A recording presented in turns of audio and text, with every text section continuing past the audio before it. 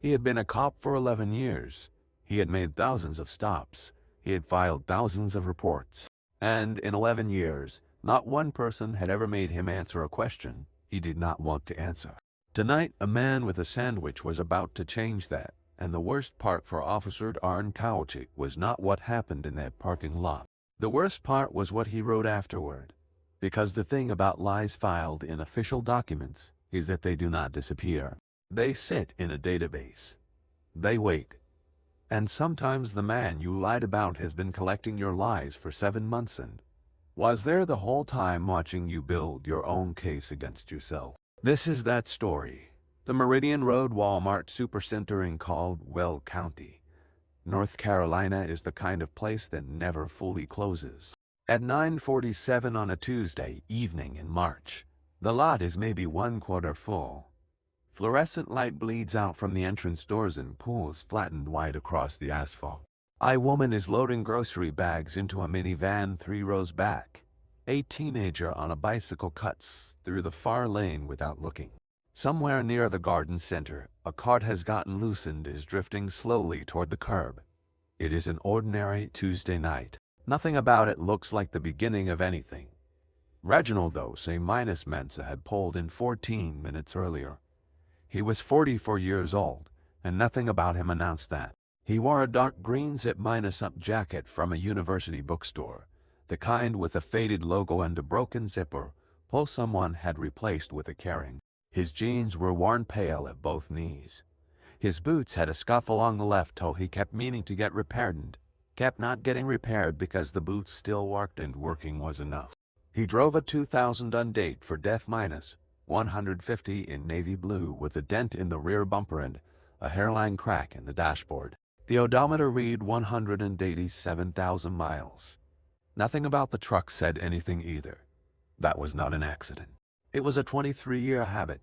He had parked at the far end of the lot, away from the main entrance. He had gone inside and purchased 3 items from the deli section: a box of ibuprofen, a bottle of water, and a sandwich wrapped in clear plastic. He had driven 217 miles that day and his lower back was reminding him of every single one. He paid with a debit card at 9:33, took his receipt, and walked back out into the cold air. He crossed the lot toward his truck. He did not hurry. He had no reason to hurry. He was 3 car lengths from the F-150 when Officer Darren Kowalczyk turned on the lights. The cruiser had been parked along the far lane near the lot entrance, facing the pedestrian aisle, engine idling. Kowalczyk had been sitting there for 26 minutes. Later, in his incident report, he would describe this as routine patrol observation of suspicious behavior in the commercial zone. He would write that the subject had been observed walking at an irregular pace near parked vehicles, loitering, and exhibiting behavior consistent with vehicle brake-minus inactivity. Reginald Osei-Mensah had been inside a Walmart for 14 minutes purchasing 3 items, but Kowalczyk had made his decision before Reggie ever came back outside. He had made it the moment Reggie walked past his cruiser toward the entrance, a black man, alone, moving through a parking lot at night. And something in Kowalczyk had categorized that image and arrived at a conclusion the way he had been arriving at that same conclusion for 11 years. The lights hit Reggie from behind. He stopped walking. He did not turn immediately. He took one breath, slow and deliberate. The kind of breath a man takes when he has done this before, when his body knows what is happening before his mind has finished processing it. When the discipline of staying calm has been practiced so many times that it has become something close to reflex. Then he turned. "Step over here, sir." Kowalczyk was out of the cruiser, moving across the lot with the easy confidence of a man who has not once in 11 years had an encounter he could not control.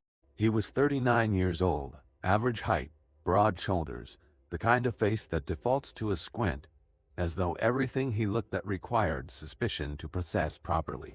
He wore his uniform the way some men wear a second identity. Like the badge explained him so he did not have to explain himself. Reggie walked toward him. Both hands were visible. The plastic bag was in his left hand, held low and away from his body. He stopped 6 feet out. "Can I help you, officer?" Not a challenge. Not an edge. Just a question. Flattened clear. The way a statement is when it does not need to be anything other than true.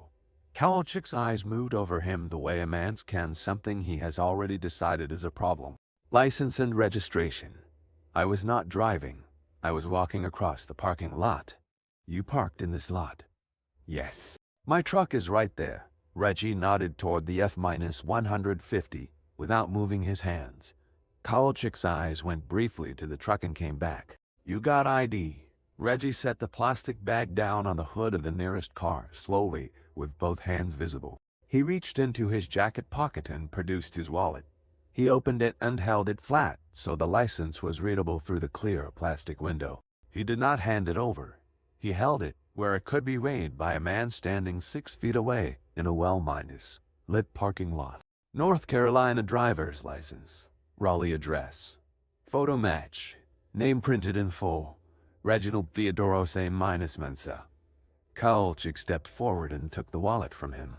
He pulled the license out and held it at arm's length, tilting it under the overhead lights as though there might be something wrong with it that required this level of scrutiny. What are you doing out here, shopping, at this hour? It is 9:52. The store is open until midnight. Reggie's voice had not changed register. Still even, still flat, still the voice of a man who has decided not to give an inch. Kowalczyk handed the license back without looking at him and began to walk a slow half-circle around Reggie. There was no operational reason for this. It was the movement of a man establishing physical authority in a space where no threat existed. Reggie stood perfectly still and let him complete the circle. His hands were at his sides. His face showed nothing. What is in the bag? Ibuprofen, water, a sandwich, receipt. In the bag, let me see it. Reggie reached into the bag and produced the receipt. Kowalczyk took it, read it, folded it once, and did not give it back. Who does the truck belong to? Me. You own it? Yes. The woman loading groceries into the mini-van 3 rows back had stopped moving. She was watching. A man walking toward his own car near the entrance had slowed down. Kowalczyk either did not notice or did not care. There have been reports, Kowalczyk said, of a break-ring operating in this commercial zone. Multiple vehicles targeted this week. I need to verify your reason for being in this lot. Reggie's expression did not shift by 1 degree. I was shopping. I have a receipt from 9:33 this evening. My truck is registered in my name.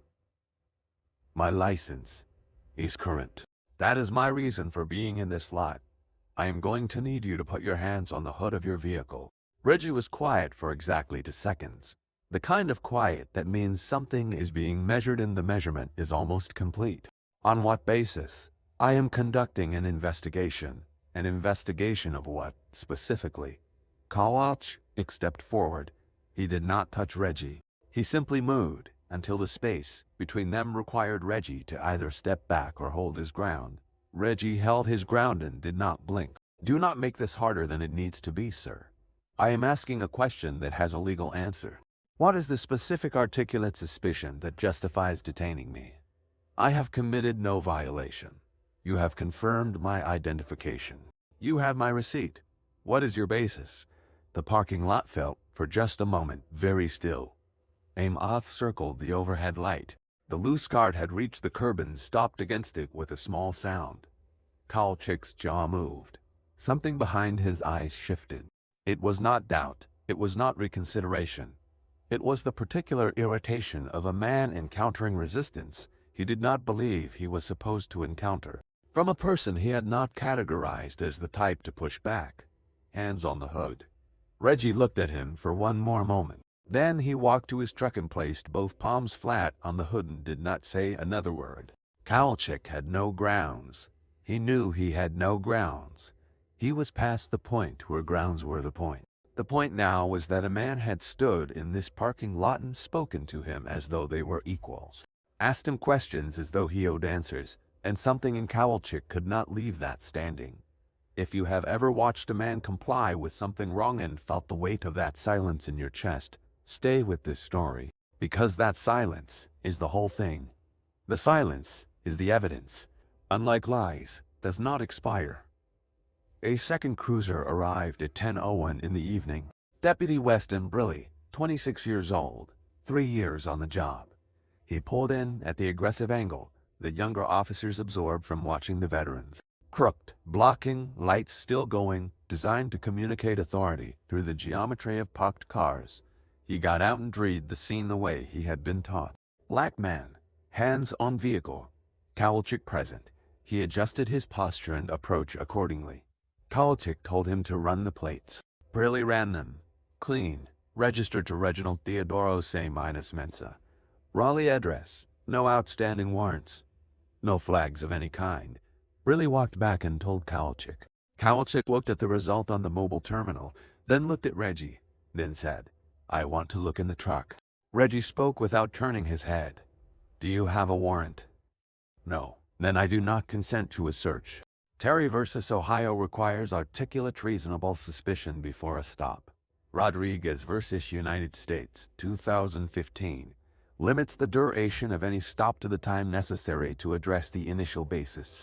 You have confirmed my plates, my identification, and my receipt. There is no initial basis remaining. If you are formally detaining me, I would like to know the specific legal authority. If you are not, I would like to be free to leave." The lot was very quiet. Briley had gone, still near the second cruiser. He was 26 years old and 3 years in, and he could feel, in the specific way that younger people feel the temperature of a room shifting, that something here was wrong in a way that could not be easily walked back. "You are being obstructive," Kowalczyk said. His voice had gone lower and flatter. "I am asking procedural questions that the Fourth Amendment entitles me to ask." Reggie paused. His palms were still on the hood. The cold of the metal had worked through his gloves by now. "Those are not the same thing. What followed was not authority. It was ego. The difference matters, and this story is partly about that difference." Kowalczyk said, "Hands behind your back. I am detaining you for further investigation pending verification of your identity and purpose." He did not have grounds. He was aware he did not have grounds. He did the thing anyway. Reggie brought his hands back and the zip tie went on. Cinched down hard across both wrists, tight enough that the plastic pressed the small bones in a way that was not accidental. It was the grip of a man who needed to establish something, who needed the other person to feel that regardless of what questions had been asked and not answered. This was still how this ended. Reggie was steered toward the cruiser. He got into the back seat without assistance. He did not react. He did not argue. He sat back against the plastic seat and looked at the headrest in front of him, and began doing what he had been trained to do in exactly this kind of situation. He began counting, timing, cataloging. Every word, every sequence, every decision Kowalczyk had made from the moment the lights came on. Storing it with the same precision he stored everything, because he had learned, in 23 years of doing this work, that what lives in your memory when there is nothing else is the only asset that cannot be taken. The woman with the groceries was still standing by her minivan. She had been filming for 7 minutes. She did not know it yet, but her 42 seconds of footage would appear in a federal evidentiary filing for months later. Exhibit number 7. Here is what Kowalczyk wrote in his incident report, filed at 11:53 that night. Subject was observed in the Meridian Road commercial parking area, exhibiting behavior consistent with vehicle prowling, including loitering, unmoving slowly between parked cars. Subject was unable to provide satisfactory explanation for presence in the area.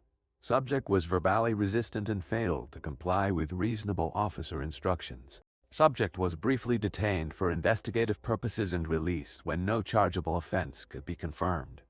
Vehicle unidentification returned normal results. No further action taken at this time. Let us go through that carefully. Unable to provide satisfactory explanation. Reggie had a time-stamped receipt, a valid license, a registered vehicle, and his full name. The explanation was complete and legally sufficient at the moment he produced the receipt.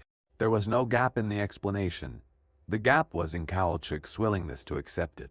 Verbally resistant, Reggie had asked two procedural questions. Both had clear legal answers. Kowalczyk had not answered either of them. Asking a question with a legal answer is not verbal resistance. It is the First and Fourth Amendments working exactly as designed. Briefly detained for investigative purposes. Reggie was in the back of a police cruiser. Zip minus tied for 18 minutes. The investigative purpose was never stated. No chargeable offense could be confirmed. Correct. Because there was none. Every word in that report was written by a man who understood, on some level, that the zipped eye had been wrong. He understood it the way people understand things they refuse to look at directly. So the report became a structure built around that gap, designed to make the gap invisible. Kowalczyk submitted it at 11:53. He went home at 12:20. He told his wife the night had been slow. He ate a bowl of cereal at the kitchen counter. He watched 30 minutes of television. He went to bed. He did not think about the man in the parking lot again until Monday morning, by which point it was far too late. What Kowalczyk did not know when he wrote that report was that Reggie had recorded the entire encounter, not on a phone. Reaching for a phone during a stop where an officer has already demonstrated he will escalate without legal basis is a calculation with unpredictable outcomes. Reggie did not reach for anything he had not been asked to reach for. What he carried was a compact digital recording device clipped to the interior band of his jacket, positioned along the left lapel. Standard issue for field investigators from the Office of the Inspector General, United States Department of Justice. It had been running from the moment he walked out of the Walmart entrance. It captured everything. The duration of the stop, 36 minutes and 14 seconds. Every word Kowalczyk said and did not say. The sound of the zip tie being applied. The sound of Kowalczyk's radio call at 10:01 describing a suspicious uncooperative individual in the commercial zone. Reggie had not been uncooperative. The recording made that clear. He was released at 10:23 when Briley, running a secondary database check out of his own unease, found a federal law enforcement notation connected to the Raleigh address. Not a name, not a title, just a quiet system flag that said, "Before you go further with this person, you should understand that there is something here you are not seeing." Briley showed it to Kowalczyk. Neither of them spoke. The notation was for words. Federal Law Enforcement Liaison. It did not explain anything. It did not need to. Kowalczyk cut the zip tie himself. He handed Reggie his wallet, his receipt, and his plastic shopping bag. Reggie accepted each item without speaking. He walked to his truck. He adjusted the mirror. He pulled out of the lot at 10:23 and drove 3 miles to a Hampton Inn on the service road near Interstate 40. He went to his room on the 2nd floor. He sat at the small desk by the window, the only lamp in the room making a warm circle on the surface. He opened his laptop. He opened the encrypted case file he had been building for 7 months and 11 days. He typed for 47 minutes. When he was done, he opened the recording from the lapel device and uploaded it to the secure federal server. He titled the file, Stop Number 19, Caldwell County, Case Reference 7-4, Kowalczyk, Darren R. Then he took 2 ibuprofen from the box, drank most of the water bottle, and ate the sandwich over the sink because he had not eaten since noon and a 217-mile day demanded something. The case file now had something it had not had 6 hours earlier. Not a victim's second-hand account, not a statistical inference. A first-hand documented encounter made by the investigator himself in real time of the exact conduct he had been sent to investigate. The threshold had been crossed. He had known it before he finished typing. You think justice moves in a straight line because that is how it is usually described. It does not. It moves in accumulations, small documented truths building on each other, until the weight of them becomes too heavy for a system to hold up and pretend nothing is there. 7 months of documentation had been building that weight. Tonight added something that could not be explained away by procedure or policy. Tonight added something that Kowalczyk would spend the next 4 months trying to explain away anyway. He would fail. The Office of the Inspector General, United States Department of Justice, does not announce its investigations before they begin. That is not bureaucratic convenience. It is methodology. When a law enforcement agency knows it is being watched, behavior changes. Documents develop new interpretations. Camera malfunctions cluster and unusual patterns. The investigation captures the performance rather than the practice. So when the Office of Inspector General initiates a preliminary field review of a county law enforcement agency, the assigned investigator arrives without announcement. He drives a personal vehicle. He wears no badge. He does not introduce himself to the sheriff or the mayor or the county commissioner. He parks an aging truck at the edge of a commercial lot and buys us, and he watches, and he records, and he waits. Reggie Osei-Mensah had been assigned to the Caldwell County preliminary review the previous August. The assignment had been triggered by a statistical report from the North Carolina State Bureau of Investigation identifying Caldwell County as an outlier in one specific metric. Citation minus free stops.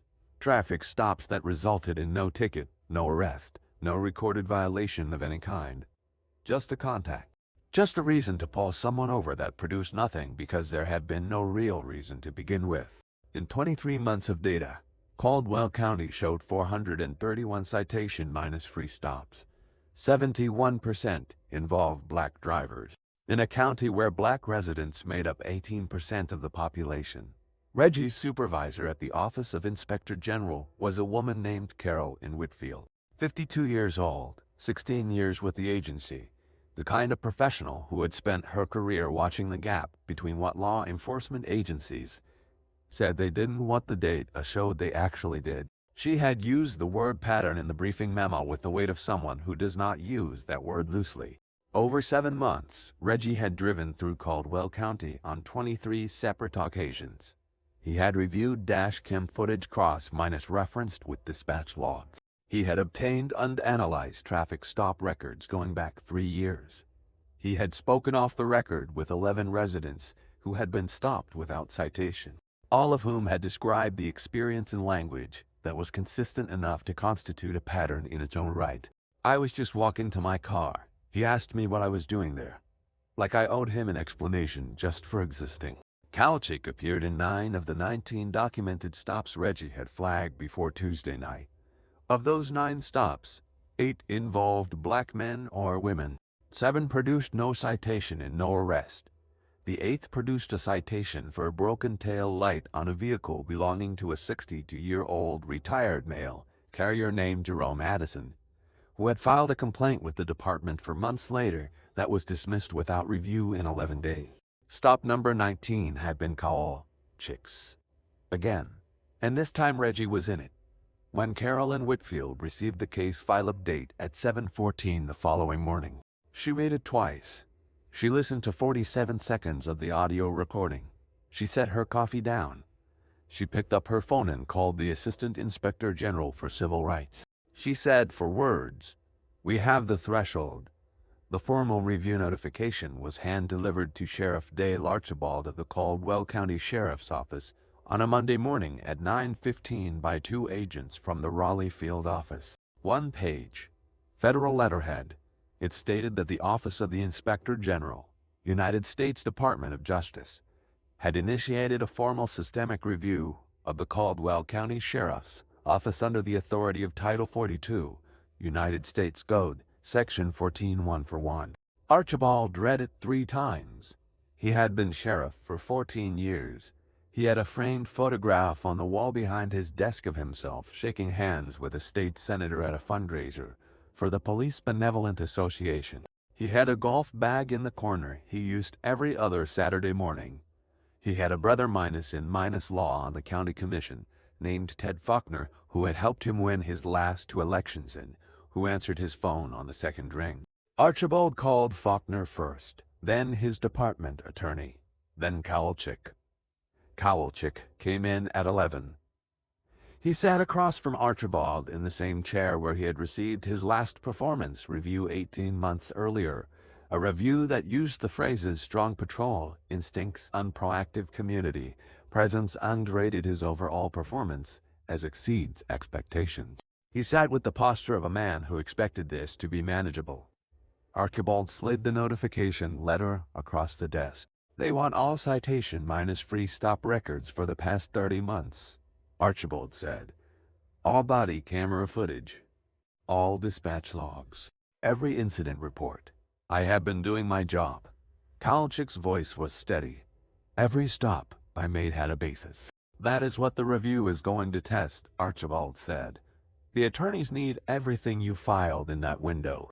Every note, every timestamp, before anything gets touched. Kowalczyk set the letter down. He looked at his hands. Then he said, "That man in the parking lot. Tuesday night." Archibald said nothing. He knew exactly what to ask. Kowalczyk's voice had shifted, just slightly. Like he knew exactly what the rules were. Archibald looked at him. He was a man who had spent 14 years managing things, had a specific expression for the moment when managing stopped being possible. He was wearing that expression now. There was something in the notification letter Archibald had not yet shared with Kowalczyk. The formal review had been initiated by the field investigator assigned to the preliminary survey. That investigator had spent 7 months documenting 19 stops in Caldwell County. The investigator had been personally present for stop number 19. The investigator had been zip-died in a parking lot, held for 18 minutes without legal basis, and released when a federal flag appeared in a secondary database check. Kowalczyk had detained and physically restrained the man who was investigating him. Archibald said, "I need you not to discuss Tuesday night with anyone. Not really. Not anyone in this building." Kowalczyk's jaw tightened. What I did was within policy. The subject was non-compliant. He was in a suspicious area, and I had reasonable grounds to investigate. He was walking to his truck with a receipt after buying a sandwich. He was moving slowly around parked vehicles. That is consistent with vehicle prowling. He was walking to his truck, Archibald said again, in a parking lot that was open to the public at a time the store was open for business. "I used my judgment," Kowalczyk said. "That is what I am paid to do." Archibald picked up the notification letter and held it. "He was baiting me." Kowalczyk's voice had acquired the quality of a man constructing a position in real time, pouring concrete around an argument while it was still wet. He knew the procedure. He cited case law in a Walmart parking lot. That is not normal behavior. He was trying to get a reaction. Archibald set the letter down quietly. "He was shopping," Archibald said.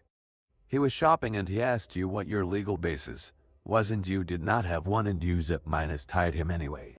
And he recorded it. All of it." Kowalczyk went very still. 36 minutes of audio, Archibald said, filed with the federal case record, along with 7 months of prior documentation. I was doing my job. The room was quiet enough that the air conditioning unit in the window could be heard cycling on. "I want everything from the last 30 months on the department attorney's desk by end of day," Archibald said. "All of it." He stood up and walked to the window and looked at the parking lot below and did not look back at Kowalczyk. "He was baiting me," Kowalczyk said one more time. Very quiet now, almost to himself. Archibald said nothing. There was nothing to say to a man who had decided, in the face of everything, that a man walking to his truck with a receipt had been the problem. He walked out of his own office and left Kowalczyk sitting there. The notification letter remained on the desk. The overhead fluorescent light hummed. Kowalczyk sat there for 4 minutes before he moved. But here is the thing about a man who cannot admit he was wrong. He does not stop. He doubles down. He files his report more carefully. He calls the union attorney. He tells his story to Briley in the parking lot 3 days later. Just casually, just between them. The way men who have done things they know are wrong go back and tell the story again to make it sound different. "He was baiting me." He knew exactly what to do. Nobody behaves that calm unless they have done this before. He was not wrong about that last part. Reggie had done this before. 18 times in Caldwell County alone. The formal review took 4 months and 11 days and was conducted from a rented office suite on the 2nd floor of a commercial building in Lenoir, 12 miles from the county sheriff's building. The investigators reviewed 431 citation minus free stop records in full. They cross-referenced each stop with the corresponding body camera footage, dispatch log entry, and filed incident report. They were looking for one specific thing: the gap between what the reports said and what the footage showed.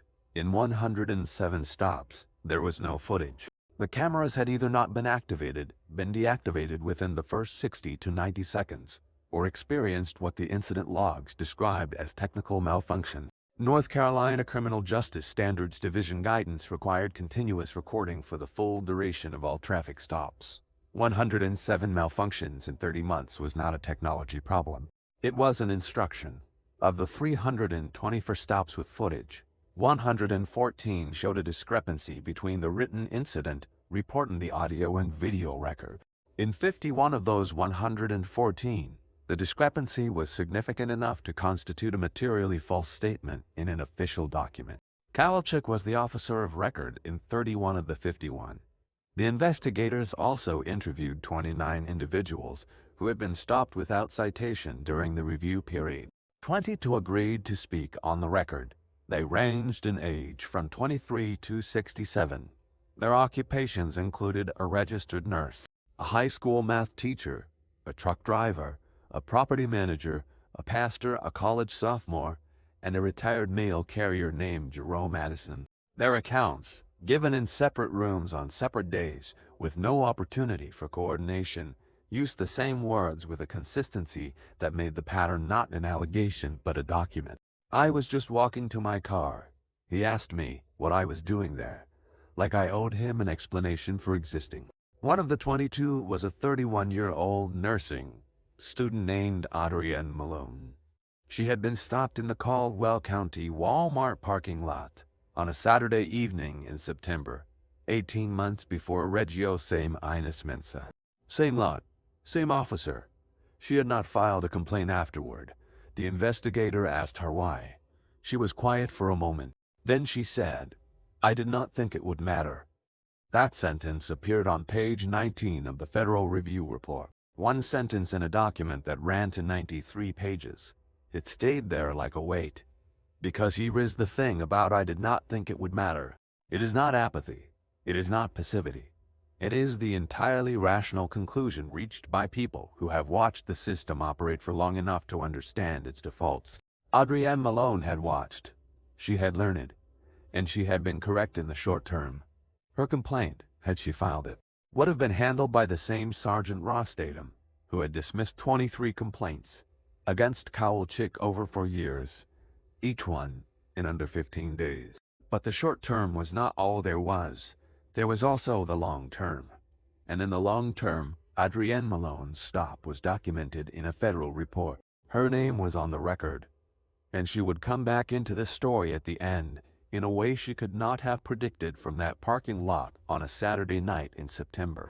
The federal consent decree was issued on the third Thursday of November, after a period of review, negotiation, and one round of legal challenge from the county's attorneys that lasted 11 days before being withdrawn. The decree was 11 pages, single-minus spaced. It required independent federal oversight of all traffic stop practices in Caldwell County for a period of 4 years. It established a civilian review board with subpoena authority and mandatory public reporting. It mandated continuous body camera activation with immediate employment termination for knowing non-minus compliance. It required quarterly demographic analysis of all traffic stop data to be published in a publicly searchable online database. It required annual independent auditing of citation-free stop rates with specific demographic breakdowns. And it required, in Section 7, Paragraph 3, that every officer in the department complete 12 hours of annual training on the legal standards for Terry stops, the constitutional limits of investigative detentions, and the specific evidentiary requirements for reasonable articulate suspicion. The training would use the audio recording from the Meridian Road parking lot as a primary source document. Officers would hear Kowalczyk ask Reggie what he was doing in the lot. They would hear the receipt be produced. They would hear the question, on what basis. They would hear the silence where the answer should have been. That silence would be the curriculum.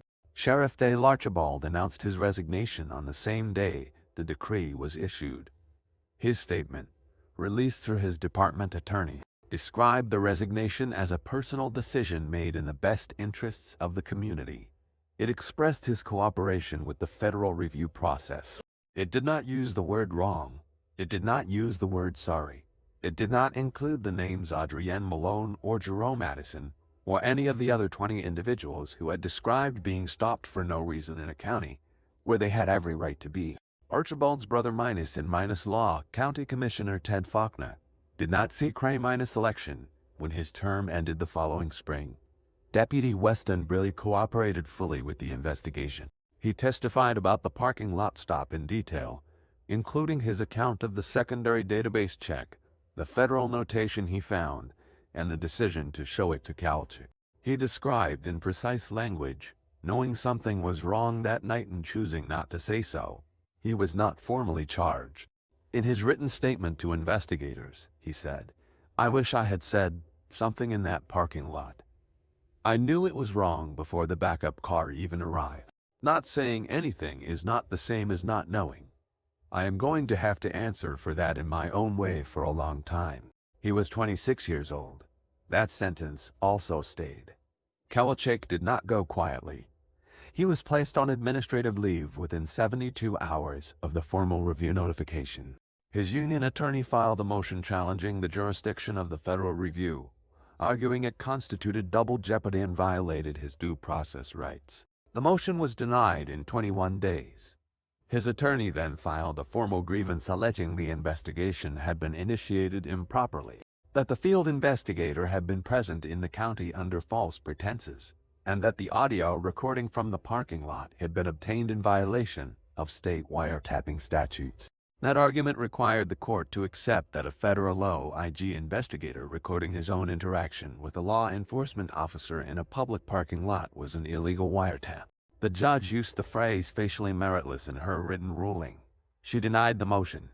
She moved the case forward. At his deposition, conducted 6 weeks after the consent decree, Kowalczyk sat across a conference table from 2 attorneys from the Civil Rights Division of the Department of Justice and maintained, under oath, that every stop he had ever made had been based on articulate reasonable suspicion, that his incident reports had accurately reflected the events as he experienced them, that the stop of Reginald Osei-Mensah on the evening of March 11th had been a legitimate investigative stop based on observed suspicious behavior, and that the subject's behavior had been consistent with vehicle prowling activity. The attorney across from him opened a folder. She placed on the table a side-by-side comparison document. On the left, excerpts from Kowalczyk's written incident reports from 31 stops. On the right, transcribed quotes from the corresponding body camera audio. She read them aloud. Report: subject exhibited erratic and unpredictable behavior, creating officer safety concerns. Recording: subject stood still with both hands visible at all times and made no sudden movements. Report: subject was verbally aggressive and failed to comply with reasonable instructions. Recording: subject said yes sir and no sir and put his hands on the hood when asked. Report: subject's explanation for presence in the area was incomplete and inconsistent. Recording: subject produced a current receipt, a valid license, and a registered vehicle with matching plates before any question about his reason for being present was raised. She set the document down. 31 times, she said. You wrote one version of what happened in your own camera, recorded another version. We have both versions. We have had both versions for months. We have shared both versions with you and your attorney in discovery. She paused. Would you like to revise any portion of your deposition testimony? Kowalczyk looked at her. He looked at the comparison document. He looked at the folder she had not yet opened, which was 3 inches thick. He said, I was doing my job the way I was trained to do it. She made a note. She opened the second folder. She continued. The federal charges were filed under Title 42, United States Code, Section 1983, deprivation of rights under color of law, filing materially false statements in official records, unlawful seizure in violation of the Fourth Amendment. Kowalczyk's attorney negotiated for 11 weeks. Kowalczyk rejected the first plea agreement. He rejected the second.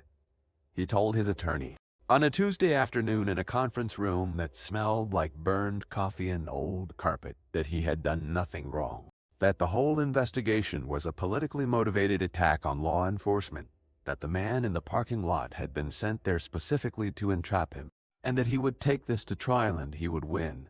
His attorney set down his pen. He looked at Kowalczyk the way a man looks at someone he has tried very hard to help and has run out of ways to help. Darren, he said, I have the comparison document. I have 31 instances. I have the audio from the parking lot. I have 20 sworn testimonies that are consistent with each other and inconsistent with your reports. I have a deposition where you said under oath that your reports accurately reflected the events, and we now have evidence showing that is not true." He paused. "I cannot win this. You cannot win this. The only question left is whether you accept the plea or you go to trial and get the maximum." Kowalczyk was quiet for a long time. "He was baiting me," he said finally. "The man in the parking lot. He knew exactly what to do. He knew what to say. Normal people do not know how to do that." His attorney did not respond to that. Kowalczyk looked at his hands, the hands that had applied the zip tie, the hands that had written 31 reports with 2 versions of the truth in each of them. He was quiet for 37 seconds. His attorney timed it. Then he said, "What are the terms?" The sentencing hearing was held on a Thursday morning in February in the United States District Court for the Western District of North Carolina. The gallery was not full, but it was not empty. Adrienne Malone was there. So was Jerome Addison, the retired mail carrier. So were 6 of the 22 people who had given sworn testimony during the federal review. They sat in the gallery and they looked at the man in the gray suit standing at the defense table, and they were very quiet. The Honorable Sandra Latimore looked at Kowalczyk for a long time before she spoke. "Officer Kowalczyk," she said, "in the course of this federal review, investigators documented 31 instances in which your official incident reports contained statements that materially contradicted the audio and video evidence recorded by your own body camera. 31 times over 30 months, you wrote one account of what happened and the evidence showed another." She set down her reading glasses. This was not the accumulation of small errors in judgment or failures of recollection. This was a practiced and deliberate pattern in which the badge you carried was used as authorization to stop, detain, and file false reports about people for no legally sufficient reason. The evidence is consistent and it is clear. The people you stopped were stopped because of how they appeared to you. That is racial profiling. That is a constitutional violation.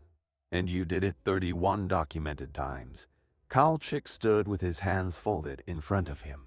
His face had the quality of a man who had been rehearsing something for months and had arrived at the moment when the rehearsal and the thing it was preparing him for finally merged and could not be separated. She continued, "You have maintained through every stage of this proceeding that you were doing your job. I want to address that directly. You were not doing your job. Your job, as defined by the Constitution you took an oath to uphold, required articulate reasonable suspicion to stop any individual. You did not have it in 31 documented instances. Your job required accurate reporting of the events that occurred during those stops. You did not do that in 31 documented instances. You were not doing your job. You were doing something else. And the difference between those two things is exactly what this proceeding exists to establish." She picked up her pen. "For the first time in 31 stops across 30 months, you are being asked to account for what you actually did. Not what you wrote, what you did." She sentenced him to 22 months in federal custody.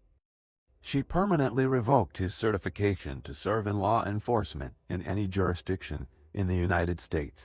She ordered him to complete 160 hours of civil rights education during his incarceration and to submit to a federally supervised release program for 2 years after serving his sentence.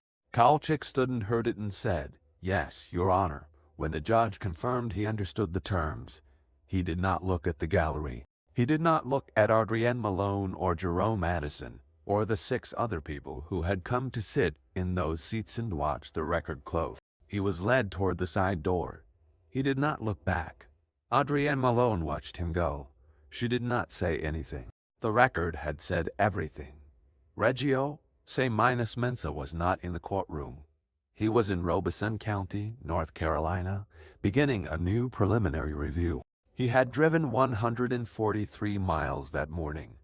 He was in a rented Chevrolet this time, not the F-150. Same jacket, same boots.